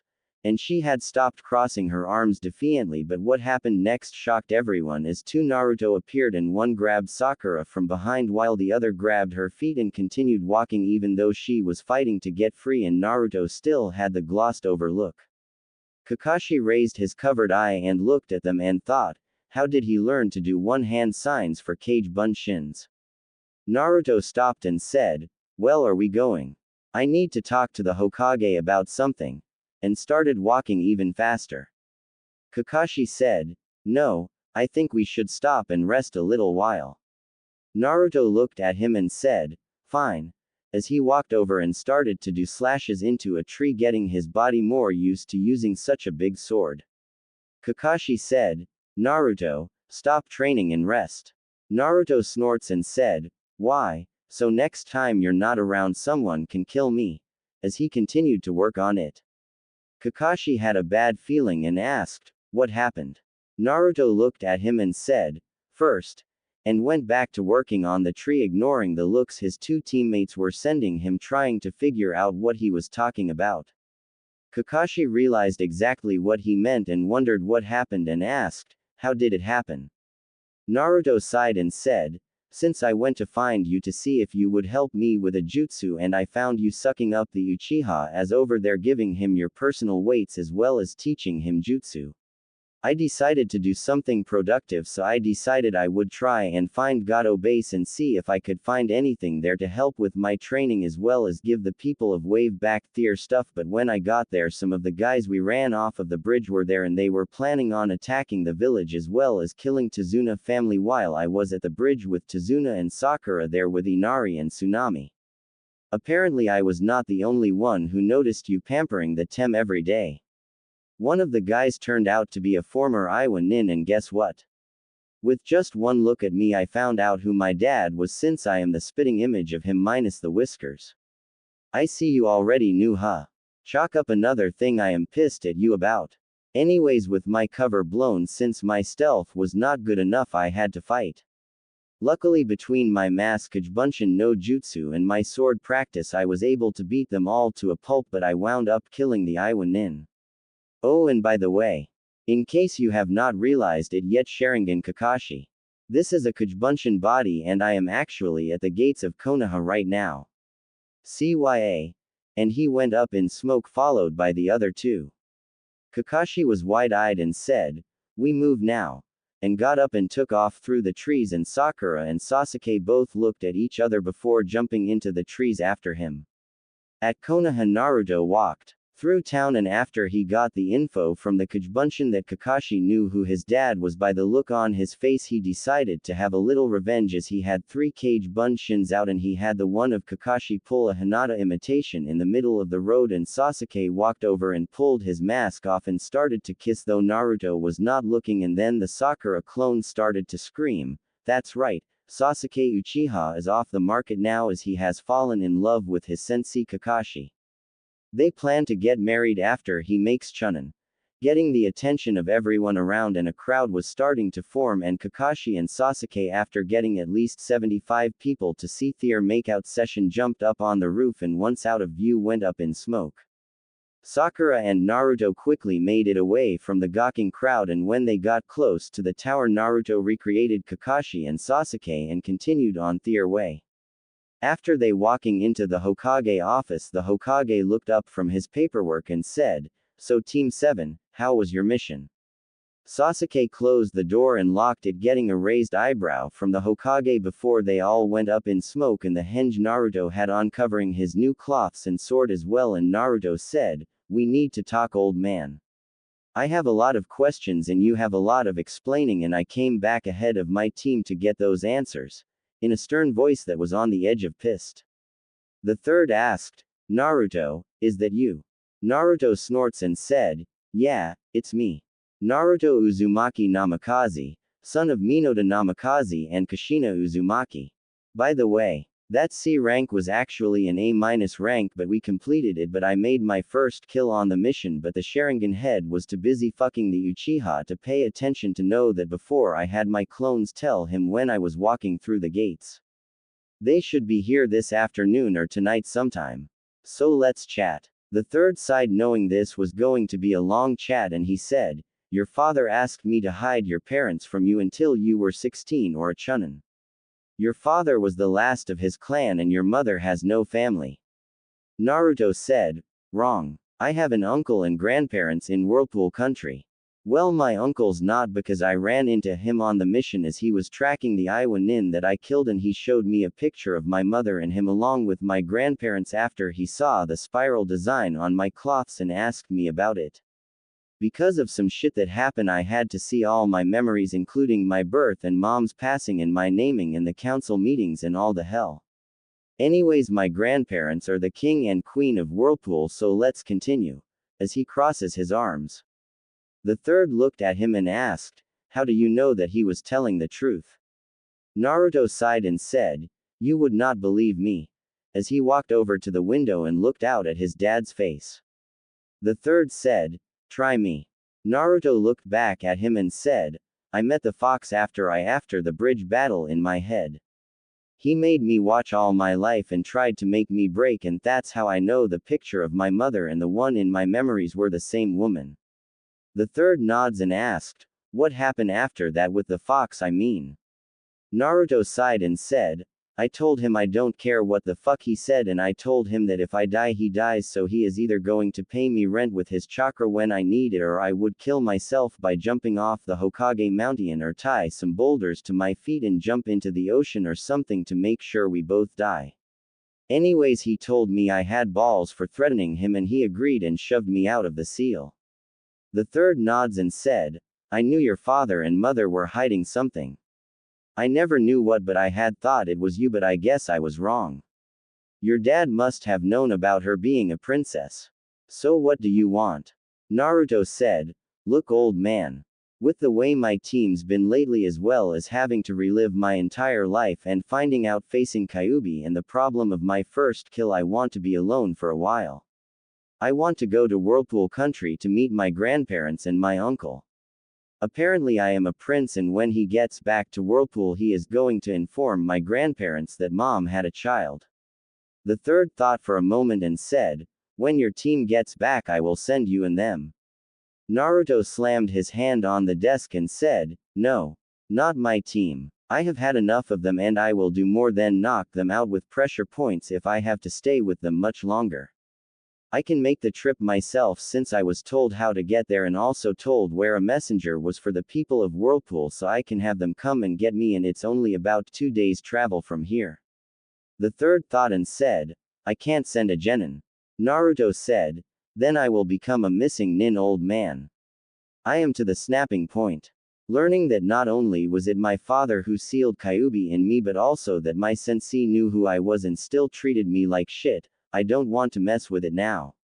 I just need a couple of months to get this out of my head and to finally meet my family, so please, old man." The third sighed and said, "Fine, but on certain conditions. 1. You must send me a message every 2 weeks. 2. You must get some proof from the king that you are indeed his son and send it with one of the messages. 3. You must not do anything that would be considered treason to Konoha. 4. You must be back in 3 months by April 22nd, because that is the day the Chunin exams start, and I suspect your team will be entering and you must enter with them." Naruto nods and said, "That's fine, but can I ask for a few requests? As I am right now, I am not ready for the Chunin exams. I need a few jutsu because all Kakashi would teach was tree climbing. I taught myself water walking while balancing a rock with chakra, Mizubunshin, hidden mist jutsu, and ice needles. I have been working on kenjutsu with Zabuza's sword here, but I still have a long way to go even with Kujibunshin helping, which reminds me. Why don't you use them to help with paperwork? Anyways, I got some money though. I gave about 99% of it to the people of Wave from Gato Hideout, as well as some cloths since my old ones were covered in blood, and a whole bunch of weapons from the Merc. I would like to sell the weapons, but I don't know who to sell them to who won't cheat me, and I would also like to get some training gear as well. That reminds me, here is the head of the missing Iowa nin I killed." As he handed a scroll to the Hokage. The Hokage was stunned and asked, "How do you know how to seal?" As he set the scroll on the desk. Naruto pulled out 2 books and said, "This one taught me some medicine and pressure points, and this one taught me sealing." And the third looked at them and nodded, having read both books himself. The third nods and bit his thumb, and Naruto walked to the window as he heard the popping noise telling him the third unsealed the head. After a few moments he heard it being resealed and Naruto turned back and the third said, "Do you know who he was?" Naruto shook his head and the third said, "His name was Oddly, White OC. He is a B rank missing nin from Iowa. Wanted for murder and rape of over 200 men and women and children before the Cage of Iowa decided he needed to be killed but he escaped before they could. He is worth $1.5 million in the bingo book. He was a master of stealth and torture. You did a good job, Naruto. Do you need to talk to anyone about it?" Naruto said, "I already did. My uncle. I am just lucky him and his team showed up when they did or the merc would have killed me when I was discovered. He decided that with the guy dead he would return so he could notify the rest of my family about me. I wanted to talk to Kakashi but when he not only forced me and Sakura to do Sasuke's share of the work of guard duty after Gato death and then him going through my equipment pouches and took this book on medicine and tried to give it to Sasuke and Sakura while I was nearly out from chakra exhaustion and then his refusal to even let his nindogs help me with my stealth as well as everything else he did, I figured he would just say something like looks like the villagers were right, and go back to reading his book." The third had a dark look on his face and said, "I see. Yes, it is lucky for you they showed up then. I am sorry about Kakashi, Naruto. As for your request, take this note to the address and hand it to the man named Dustin and be honest with him about who you are because he was one of your dad's best friends and he knows you're not the Kyuubi." Naruto took the note and asked, "What about the jutsu?" The third looked up from his paperwork and said, "When do you want to leave?" Naruto said, "The sooner the better. I would like to leave before my team makes it here because I don't want to put up with them." The third nods and said, "I will have everything ready in 3 hours here. Go get what you need and before I forget, channel some chakra into this paper for me," as he reached into a drawer and pulled out a small piece of paper. Naruto grabbed it and it split down the middle and then both sides got wet and where the split was it formed ice and the third was wide-eyed and he said, "Wind, water and ice. That is unique. Okay, go and get your stuff and I will get you some scrolls as well as a couple of books to help you and seal them up for you as well as give you a training schedule to help you." Naruto smiled and said, "Thanks," as he left and once the door was closed the third asked, "What do you think, Jiraiya?" A man walked in off the balcony and said, "I think he's better than he lets on. He walked to the window when I dropped my pen. And that guy he killed was also an S-rank nin, not a B rank." The third said, "I know. I did not want to make him think he was stronger than he was by taking out an S-rank nin." "What about him having family?" Jiraiya said, "It's possible. Kushina did say she did not want to talk about her past. I think she just wanted to live a normal life instead of that of a princess." The third nods and said, "I want you to let him sign your contract so we can keep in touch. If he can use Kyuubi chakra then he should have no problem." Jiraiya nods and said, "All right, but he has to try and summon a frog before he leaves the village." "Deal." The third said, "Deal." Jiraiya vanished in a swirl of leaves and appeared next to Naruto and said, "The third thought of something and wanted me to get you real quick," and grabbed Naruto and left in a swirl of leaves. They both appeared on the edge of town and he dropped Naruto causing all of Naruto's stuff to fall out of his pockets and he saw a copy of his book and said, "You read my work," pointing to the book. Naruto was about to say something when he heard Haku say, "That's Jiraiya of the Sannin and Orthor of Ika Ika Paradise," and he said, "Yes, though I only just started and had to steal that copy from Kakashi." "You're Jiraiya of the Sannin, right?" Jiraiya nods and said, "Would you like the rest of the collection?" And Naruto winced from the fangirl squeal, "Yes," from Haku in his head and he shook his head yes and Jiraiya handed him a scroll and said, "All 16 editions are in there. Anyways, I was your dad's sensei and since you need to keep in contact with the third I decided to let you sign the Toad contract and will also have some jutsu with the third for you when you get to the tower though you have to summon a toad before I will let you continue." "Understood." As he pulled the scroll of his back. Naruto nods and after Jiraiya showed him what to do after doing his whole intro he said, Now put as much chakra as you can into it and see what you get. Naruto smirked and thought, hey uncle, let's floor this pervert. And he heard laughing inside his head as chakra flooded him and he went through some hand seals and suddenly he was standing on top of a 100-foot tall toad. Jiraiya was wide-eyed and he heard, Jiraiya, why have you summoned me? Jiraiya said, I didn't, Minato-san did. He's the kid on you head. Gambunta looked at Naruto and said, why should I allow you to summon me and my kind? I respected your father but you have not earned my respect. Naruto thought for a moment and smelled sake on Gambunta breath and said, I will give Arozanan down there the money to buy you a whole barrel of sake since I am not old enough to drink or buy it yet. I know you like the stuff because I can smell it on your breath. Gambunta said, I will agree but only when you can summon me 2 times in one day and every year you must buy me a drink and when you get old enough we will drink together. Deal. Naruto said, deal. And Gambunta disappeared and Jiraiya was flabbergasted and asked, how did you know about his alcoholism? Naruto said, I smelled the sake and took a gamble. Now time to finalize the deal.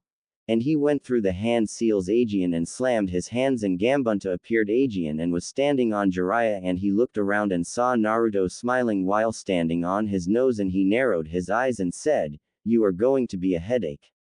I can already tell. Well you are now my subordinate so I give you the right to summon me and my kind but if you call me for anything unimportant other than drinking sake, I will make your life hell.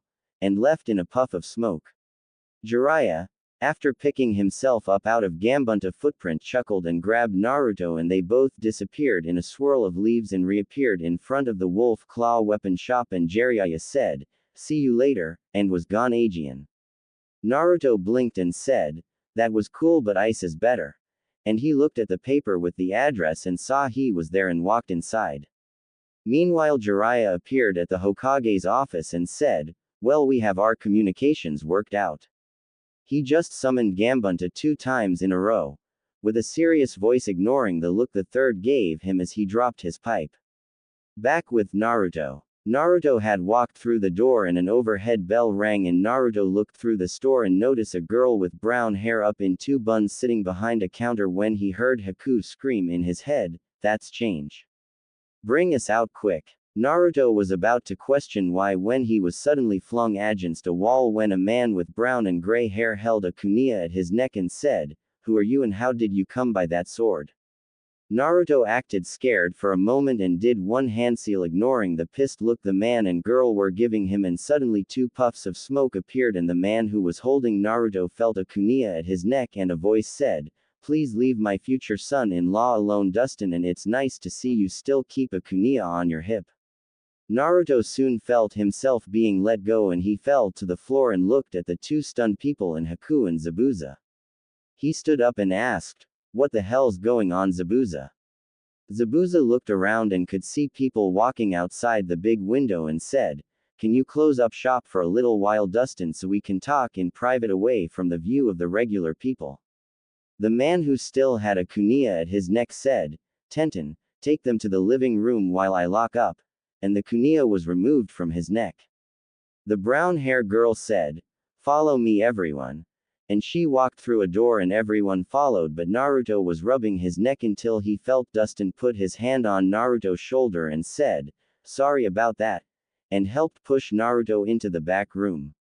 A few moments later they were all sitting except Naruto who had chose to stand after his warm welcome and Dustin asked, so what exactly going on here Zabuza? Zabuza sighed and said, well we met the Gaki here and his team in Wave and Needles to say Kakashi killed Haku with something called a Chidori and I died after my employer double-crossed me and kicked Haku body and the kid wanted to kill him but was almost out of chakra from fighting Haku because she had her mask on but after he broke it he saw it was Haku who was his friend.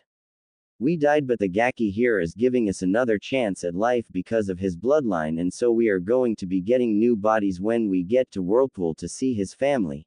In a bored tone. Tenten and Dustin was stunned and both looked at Naruto who said, I was told to give this to you. And handed him a piece of paper the Hokage had gave him and Dustin read it and his eyes got wide. Dustin said, Take off your face masking. And Naruto reached up and pulled then down, and Dustin sighed and said, "You look just like your father. Forgive me for earlier and allow me to introduce my daughter and myself.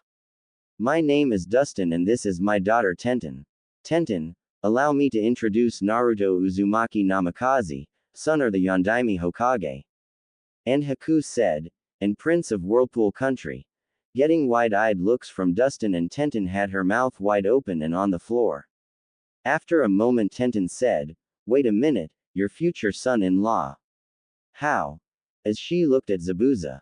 Zabuza sighed and said, "Haku is going to marry the kid here and I am going to be his official bodyguard, and we are both teaching him our skills including Haku bloodline which now he possesses as part of the deal we made." Dustin asked, "Is he ransoming you into this? While getting a kunia ready?" Zabuza chuckled and said, "No. I decided to treat Haku as my daughter and I want to see her happy and that's why I am doing it." While Haku was getting some herbs to help me recover, she ran into him and they started falling for each other. Haku jumped up and ran over and grabbed a scroll off of Naruto's vest and said, "Open it." And Naruto sighed and bit his thumb and opened it, and Haku looked at the scroll numbering 1 on up and she channeled chakra into number 1 and out popped a copy of Ika Ika Paradise Volume 1 and she giggled and sat back down ignoring the looks everyone was giving her. Tenten asked, "How did you get that, Haku?" Haku looked up and said, "My little kitsune here just signed the Toad contract for Jiraiya-sama and summoned a huge as Toad and he gave Naruto the complete collection as a gift." Dustin looked at Naruto and said, "You summoned Gambunta?" Zabuza said, "Twice in 5 minutes." Getting a wide-eyed look from Tenten and Dustin. Naruto asked, "How do you all know each other?" Zabuza chuckled and said, "Well, I met Dustin about 6 years ago when he was making a tour to all the countries to get supplies for his business, and after I told him why I tried to kill the Mizukage he agreed to meet me every year somewhere and allow me and Haku to resupply ourselves, and we became friends and write each other from time to time with pre-approved meeting spots." Haku and Tenten became pretty good friends. That mask Haku had on was made by Tenten. In fact, they practiced their first kiss with each other. Tenten and Haku both blushed while screaming, "Zabuza!" and looking down. Naruto smiled and Tenten asked, "Why did you call him a kitsune?" Naruto stiffened at this and Dustin said, "We can't say." Naruto sighed and said, "It's okay. I am immune to that law and am the only one who can let others know, so go ahead since I am here and tell it." Dustin nods and said, "Naruto saved the village here the day he was born when his father sealed Kyuubi into him when it attacked the village." Naruto, Haku, and Zabuza all three shot glances at each other which did not go unnoticed by Tenten or Dustin, and Tenten asked, "That's not the reason, is it?" Naruto sighed and said, "Not entirely. I recently found out when I found out who my mother and father were while on the mission to wave who and what I am.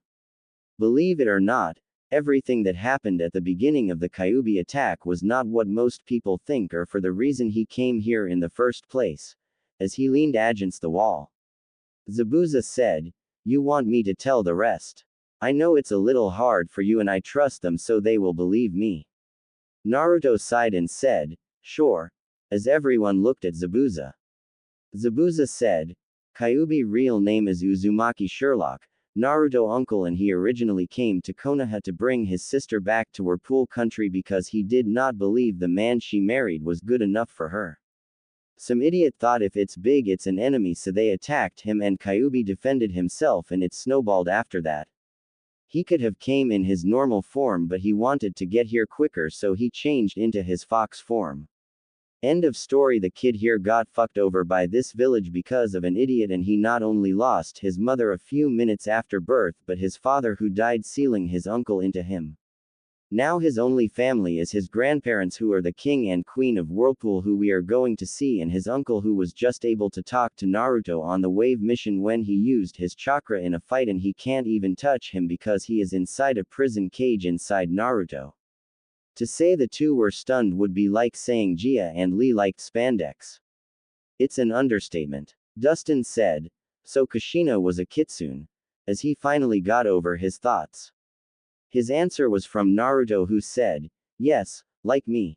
And he changed into his three-tailed form, which was about 3.5 feet tall with blonde fur and red highlight and 3 tails behind him.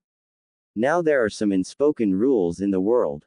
One is never turn into a cute cuddly animal with ears and a tail around woman. Result: Kawaii from both Haku and Tenten. Haku was too stunned last time to do anything about it, but now was different. Naruto soon found himself on the ground with Haku and Tenten playing with his tails, fur and ears, while Zabuza and Dustin chuckled. After Naruto finally turned back and both girls got off of him, he looked at the clock and said, Zabuza and Haku, I know you both want to stay and visit cause I get the feeling you are all close like family, so I already gave you both enough chakra to last most of the night or until tomorrow depending on how much you use, but I have to be at the Hokage's office in an hour and a half and I still need to sell these extra weapons and get me some gear for the trip because I want to be gone before my team gets back. Dustin got up and said, let me see what you got, kid. Naruto pulled out 2 scrolls and rolled them both out on the floor and sent a mass amount of chakra into both and unsealed all the cloths and weapons in them. Dustin looked at them and said, I will give you a $200,000 for the whole lot. Naruto said, deal. I also got money to add to it. What I need is some storage scrolls, senbons, kunia, shurikens, weights, and some more cloths similar to what I have along with some ration bars and soldier pills. Anything either of you can think of to add to that? As he looked at both Haku and Zabuza. Zabuza said, no, that's all I can think of until we get there. What about you, Haku? Haku thought and said, a first aid kit. Naruto nods and Dustin said, Tenten, can you get all that real quick while I get something? As he got up and left the room and Tenten went toward the front of the store. A few minutes later Tenten came back with a single scroll and she said, I got you 200 of each weapon and enough rations to feed you for a month and 2 boxes of soldier pills and 2 first aid kits as well as a box of blank scrolls. That will be $60,000. Naruto reached into his pocket and pulled out $100,000 and said, can you make Haku another mask since I broke her last one? I don't mean she needs it, but it was special to her, so I think I should pay to replace it. Tenten nods and Haku blushes and they start talking about her mask and go into the back. Dustin passes them and walks toward Naruto and said, I don't doubt you, but I need to do one more test to make sure you are his son, so would you mind putting a little blood on this scroll for me? Holding up a scroll that had the kanji for yellow on it. Naruto nods and bites his thumb and then puts some blood on a seal and the seal breaks and Dustin smiles and said, this is your dad's scroll that contained the Hiraishin jutsu in it. All I know is that it involved these kuniyas, but I have no idea how they work, but they're yours. If you ever figure out how to use them, I have the master mold for them here, so I would be glad to make them for you. As he hands them to Naruto and both Naruto and Zabuza are floored. Naruto looks at it and said, thank you. As he puts the scroll into the other scroll he had gotten from Tenten. Naruto sighed and said, I am sorry, but I have to go. Take as long as you and Haku need, Zabuza, and I will see you when you dispel. And walks to the front of the store and Dustin follows and locks the door after Naruto walks out. After that he walked back to the room where Zabuza was and said, okay, now that he's gone I want the whole story. Zabuza chuckled and Haku came back with Tenten and said, well, it all started when we were hired by a man named Gato. Naruto, after leaving the shop, went to his favorite ramen stand and saw Iruka there and he took a seat next to him and said, how's it going, Iruka-sensei? Making Iruka look at him and notices it's Naruto after he pulls his mask down. Iruka said with a smile and said, I have been good, Naruto. When did you get back and how was your mission and what's up with the cloths? Naruto smiled and ordered 10 bowls of ramen and said, it was different. I met my family, learned who my parents were, had a bridge named after me, and a whole lot of other stuff. I am actually getting ready to leave the village for a couple of months to go meet my grandparents. Iruka was stunned and said, sounds like you had a great adventure. I am sorry to hear you're leaving so soon. If you don't mind me asking, Who were your parents? I might have known them. Ayame said, Yeah, Naruto-kun, I always wonder that as well. Naruto smiled and said, Here's a clue as to who my father was. Look at the mountain behind me and add whiskers to each of their faces, as he took a bite from his food. A moment later both Ayame and Iruka gasped and looked at Naruto and the Hokage mountain, and Iruka asked, Are you serious? Naruto smiled and said, My real name is Naruto Uzumaki Namikaze, son of Minato Namikaze and Kushina Uzumaki, nephew of Sherlock Uzumaki and grandson to the king and queen of Whirlpool Country. Take that, Konoha. With a smirk on his face starting his fourth bowl. Iruka said, I guess that explains why then, huh? Naruto snorts and said, Don't get me started on that. Anyways, I got to see the old man, and since I know your business is going to hurt while I am gone, Ayame and Old Man Ramen, here's for mine and Iruka lunch as well as a little payback for all the times you let me eat for free. As he lays $500,000 on the counter and gets up but stops and said, Just make sure you got a warm bowl for me when one come back for the Chunin exams and we call it even. Deal. The chef smiled and said, Deal, and it will be on the house. Naruto smiled and said, Maybe I can bring my fiancé as well, but I got to go cause I want to be out of here when the rest of my team gets here. See you. And he got up and went toward the Hokage office. All of their mouths were hanging open and Iruka asked, Did he say fiancé? And everyone nodded and looked at his retreating form. Iruka for the first time saw the sword and thought, Something's wrong. Something happened on that mission if he wants to be gone when they get here, and what's he doing back first? A few minutes later Naruto walked into the Hokage's office and said, Okay, old man. I got everything I need from the weapon shop, so can I go now? The third looked up from his paperwork and said, Yes, Naruto. Here is the scroll I got for you, and there is a seal on it, so only you or me can get it.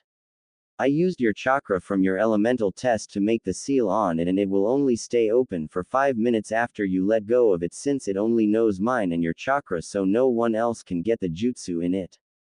Naruto smiled and took the scroll and put it in a pocket and said, Well, old man, see you later. And he left the office and headed toward the north gate.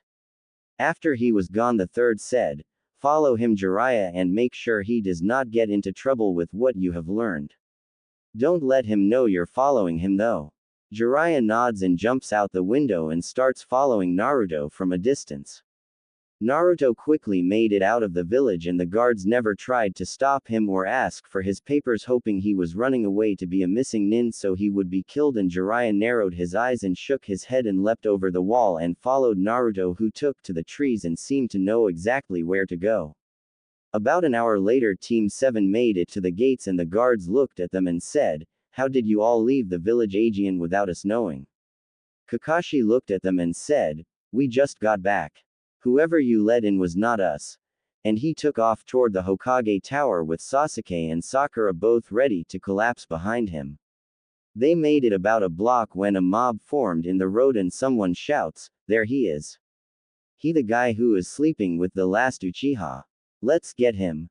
And charges at Kakashi, who was confused. A girl screamed, I am coming for you, Sasuke-kun. I will show you what a woman can do for you and not this gay pervert. And tried to latch onto him. All three members of Team 7 were confused and they jumped up on the roof and tried to get away, but the roof was blocked as well. Kakashi sighed and used Shushin to make all three appear in the Hokage office. The third looked up from his paperwork and said, Oh, Team 7. Good to see you, Aegean. So how was the mission and where's Naruto? The third acting all innocent. Kakashi started sweating bullets and said, Well, the mission was a success, but there were a few problems, and as for where Naruto is. I don't know. The third narrowed his eyes and asked, What do you mean you don't know? You're his sensei. With a little anger in his voice while leaking a little killer intent. Kakashi sighed and wished he had his book, but since it disappeared he has not had a chance to get one, and said, Well, he used a Kajbunshin to distract us on our way back from the mission because he said he needed to talk to you and came back early, but he said he was at the gates when the clone dispersed. The third asked, So you're saying you could not tell that your student was a Kujbunshin Kakashi? Do you have any idea what he wanted to talk to me about? Sakura said. The idiot said something about a first kill and some Iwa. Kakashi put his hand over her mouth to shut her up, and the third blasted all three with ki enough to freeze them to the spot. After that he asked, "What is this about an Iwa nin Kakashi, and what happened on this mission?" Kakashi groaned and asked, "Do you want me to let my team go before I tell you anything?" The third said, "No, I want them here for the whole thing, since they may have seen something you haven't, to help me learn where Naruto is." Kakashi began telling everything that happened on the mission, and by the end the third asked, "So Naruto just started going off on his own doing who knows what, and you never bothered to check on him because you were spending all your time helping Sasuke with his Sharingan? Tell me, Kakashi, while you were doing this, was Sasuke guarding the client any, or did you have just Naruto and Sakura switch back and forward?" Kakashi sighed and said, "Well, A knock on the door stopped him, and Ibiki walked in and said, 'Sorry for interrupting you, sir, but I confirmed the head of that nin you wanted me to check. It was Audley, White OC. He is a S rank missing nin from Iowa. Wanted for murder and rape of over 200 men and women and children.'" The third nods and said, "Thank you, Ibiki. I will have the money put in Naruto account when he returns in a few months." Ibiki nods and left, and everyone was stunned, and the third looked at Team 7 and said, "Thank you for confirming the report I received from Naruto. Now tell me, Kakashi, where were you when Naruto faced that man he killed?" Kakashi was stunned, and Sasuke asked, "How did that dobe kill an S-rank missing nin?" The third said, "Shut the hell up, boy. You get out of line one more time and I will have you handcuffed to Tora for a month." Now Kakashi answer the question. Kakashi said, "I was with Sasuke." The third asked, "Sakura, besides tree climbing, has Kakashi taught you anything, and if so, what?" Sakura thought for a moment and said, "Teamwork." The third said, "So he just lets you hit Naruto and fawns over Sasuke and teaches you and Naruto nothing?" The third can see Kakashi starting to feel bad, but he's not done yet, and asked, "Sasuke, how much has Kakashi taught you so far, and what jutsu? If I find you don't answer truthfully, I will ban anyone from teaching you anything else." Kakashi winced as Sasuke named off about 20 jutsu, and the third asked, "Kakashi, when Naruto asked you for either scrolls, jutsu, help, or even help with your summons, what was your answer?" Kakashi sighed and said, "I told him I did not want to overpower the team." The third asked, "And what was it you were doing with Sasuke, and don't tell me teaching him about his bloodline, because you could have done that with one jutsu. Also, why did Sasuke get out of helping guard the client while your other two students did the work?" From what I heard, it was Naruto who did the distraction, came up with the plan, and only included Sasuke in it because his aim was better to save your life, and then you totally ignore him. Answer me as to why you did that." Kakashi said, "Well, I did not want Naruto to brag about it because I was afraid it would go to his head." The third slammed his fist against the table and said, "So then why did you not say thanks to the whole team instead of just Sasuke?" Kakashi could not answer, and the third said, "Kakashi, did you know Naruto taught himself waterwalking and has also gotten his chakra control down good enough on this mission to summon a boss summon 2 times?" Kakashi was stunned and asked, "What summon?" The third smirked and said, "Gambunta." Kakashi asked, "So Jiraiya-sama has taken him?" The third said, "No. Naruto, when he returned with finding out who his family was and that he had family still alive, asked for a leave of absence. Jiraiya was here and he volunteered to let Naruto sign the Toad contract as only a messenger service, so I can know where he is and get him if I need to. Other than that, I gave him 5 jutsu for each of his elemental affinities that were in the schedule for genin teams if they had those affinities that you should be teaching instead of what you are. He took the scrolls, resupplied his weapons and food, and left on his own to head to see his only family he has left. I just hope that he decided to return, because if they treat him halfway nice, he may not, with the way this village and his team has treated him." Sasuke asked, "Why does that dobe know how to summon?" I am an Uchiha and should be the one who. The third blasted him with ki Aegean enough to freeze him and said, Kakashi, if this is how your student is acting with your training, I might have to send him back to the academy for being a fuck-up, because that attitude will not only get him killed but his team. As of right now, Kakashi, until Sakura is up to speed by my standards with Sasuke, and I mean teaching her everything you did with him as well as teamwork, and I mean actually teaching, and that includes the weight training as well, you are not allowed to teach Sasuke anything else. In fact, and faster than anyone could see, the third was gone from his chair and behind Sasuke and slammed both his hands on the side of Sasuke's head.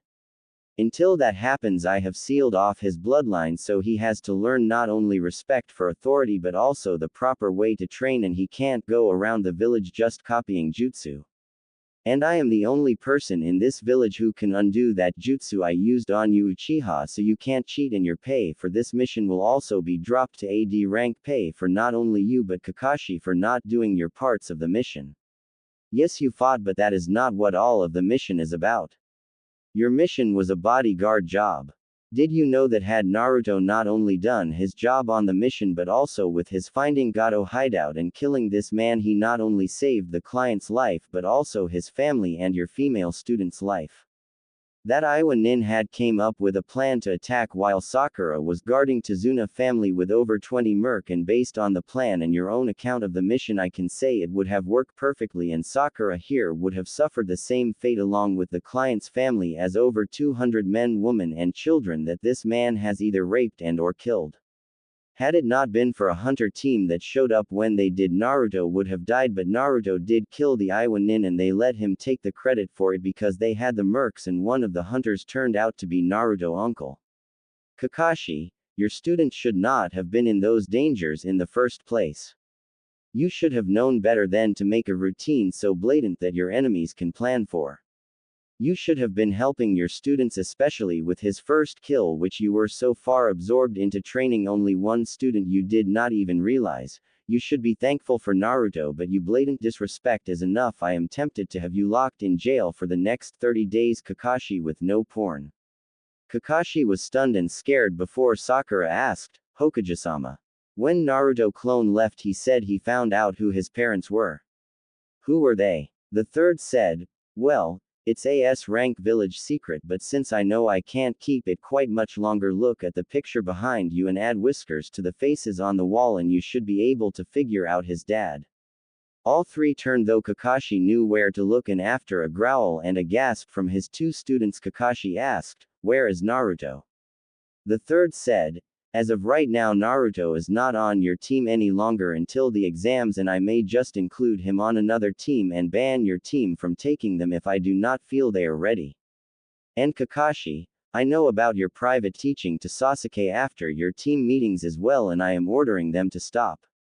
If you are not teaching both members of your team evenly, then you are not to teach them. I am also banning you from reading your books the entire time Naruto is away, and should I find that you are reading them before he returns, then I will not only ban all stores in Konoha from selling them to you, I will have Kurenai burn your collection, and I will also have you locked in jail for 30 days. Do I make myself clear? Sasuke asked. Why is the Dobi getting special treatment? Is it because he's the Hokage's son? That earned him a slap, but from Sakura, who was wide-eyed and unable to believe she did that, much to the surprise of everyone. Her inner voice, after finding out that Naruto saved her from rape as well as the Yondaime son, forced its way onto her and acted to defend him. Sakura soon started to say she was sorry, but Sasuke started to do hand signs to attack her until Kakashi hit him, making him stop. The third looked at this and said, apparently Kakashi, your team is the worst of all the genin teams. I still can't believe you would do that to Naruto, not only after knowing he is your sensei's son but also saving your life as well as that of Sasuke from that masked hunter Nin. I am getting sickened by you the more I look at you, Kakashi. Until your team is up to speed, I am banning them from taking any missions, and I will be putting a third member on your team to not only get trained but also to report to me what you are teaching and not showing favoritism, since I am finding myself questioning your judgment. Now get out of my office. Team 7 quickly left and Sasuke tried to get his eyes to work but couldn't, and he said, Kakashi. I demand that you release my eyes. Kakashi sighed and said, I can't. I don't know what he did or how he did it. Meet at Team 7 training ground at 7 a.m. tomorrow. And left in a swirl of leaves. When he appeared in front of the memorial stone, his greeting was not what he expected as he was slammed into a tree by Jiraiya. Jiraiya said, Kakashi. After what I saw from the Gaki and heard how you and his team treated you, I am tempted to kill you. That kid is on the breaking point thanks to you and your team's action. Both the third and I feel that had we not let him go with our guidelines, then he would be a missing nin now or gone on a killing spree, depending on if someone pushed him over the edge before he made it out of town. I am following him in secret, but I have to say one thing. The kid training himself has paid off for him, but if he would have had help he would not have made the same mistakes he is. You better pray nothing happens to him because of this, or you will be the first one I take out. And he melted into a pile of mud. Kakashi sighed and walked over to the memorial stone and he thought, I am sorry, sensei. The third told his secretary to hold all meetings and decided to try Naruto idea out with the cage bunshin and found it worked great, finishing his paperwork in an hour. Kakashi, when he got home after leaving the memorial stone, he saw Iruka standing there with a pissed look on his face.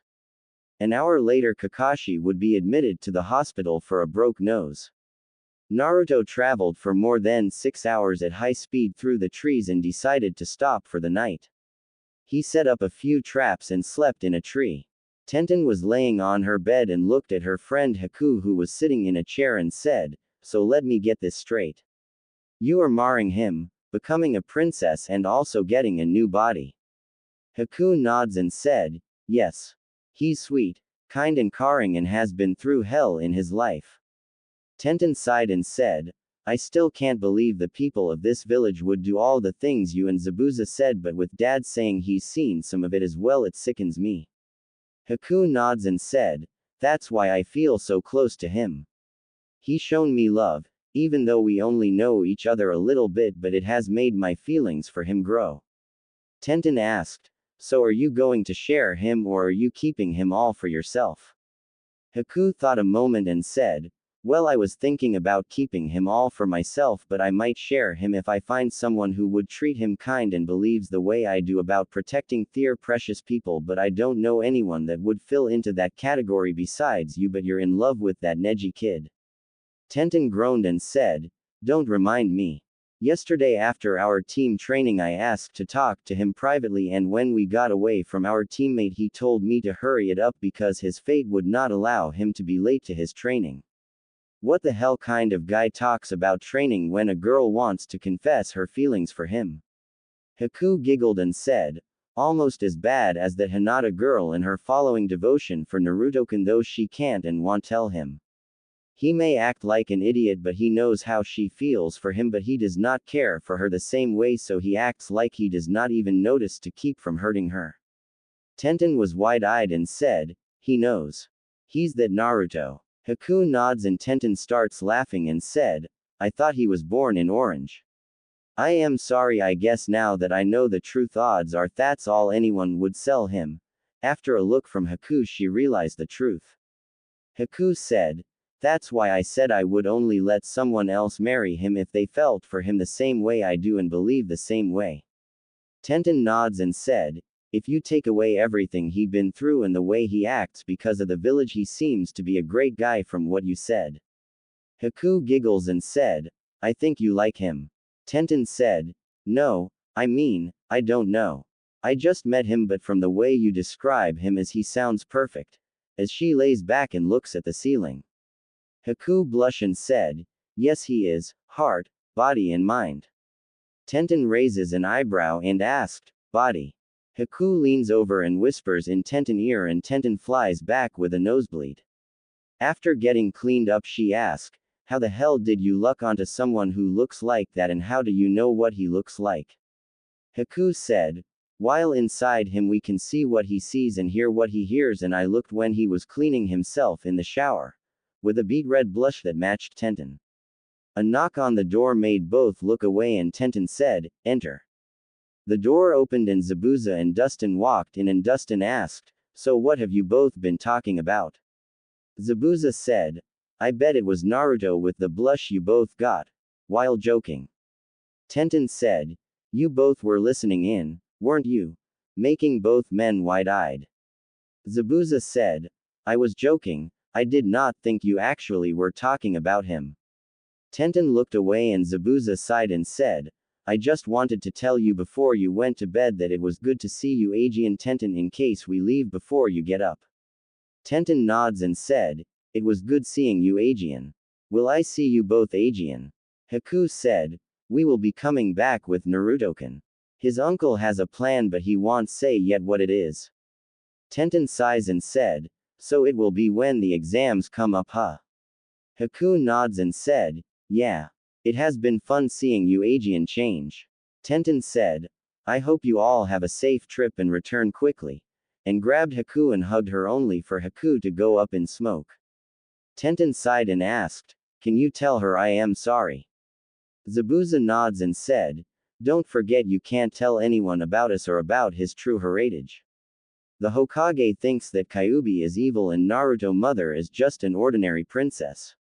If people found out he was really a kitsune all hell would break loose. Remember what I talked to you about Dustin. I better go or Haku might jump him. And he waved bye before going up in smoke. Dustin smiles as he looked at his daughter and asked, so what's up with you, Haku and Naruto? Huh? Tenten blushed and reached under her pillow and pulled out some kunai and started throwing them at her dad who was laughing as he ran out of the room. Naruto was asleep when Haku and Zabuza returned and they walked over to the cage and asked, why is he sleeping? Kyuubi said, I think everything is finally hitting him. He woke up here after falling asleep and then laid down and fell asleep in here. He made good travel so far but I got bad news. Haku asked, what's wrong? Kyuubi said, Naruto noticed he's being followed by that pervert. He made it look like a mistake and overshot a branch but he actually put a cage bunshin against a tree and as he continued the clone saw the pervert following him and dispelled to tell him. That means until we either lose him or make it to the shore neither of you can leave. The good news is at the rate the kid is going he should be at the shore in a day or two at most then it will take 4 days to get to the border of Whirlpool country. Haku nods and walks over to Naruto and sits down beside him and picks his head up and sets it in her lap and starts stroking his hair. Zabuza smiled and Kyuubi asked, so, did your friend agree? Zabuza said, yeah, he agreed to it but it will take time. You think the kid is going to like it? Kyuubi smiled and said, yes. If Haku would have been in here when you mentioned that kiss she would have had a field day with what went through his head. Zabuza asked, when we get our real bodies will we be able to talk like that still? Kyuubi sighed and said, yes. You, me, the kid and Haku will all be able to talk to each other through our minds by thinking which one of us we want to talk to. It's something my family came up with nearly 6,000 years ago after some people tried to kidnap the heirs of the kingdom. Zabuza nods and said, it comes in handy. I've been meaning to ask you. Since I am Naruto bodyguard does Haku get one or how does that affect her? Kyuubi said, when you get your new bodies I will explain it then because if I try to now it would be confusing and I don't want to repeat myself. Zabuza sighed and said, I understand.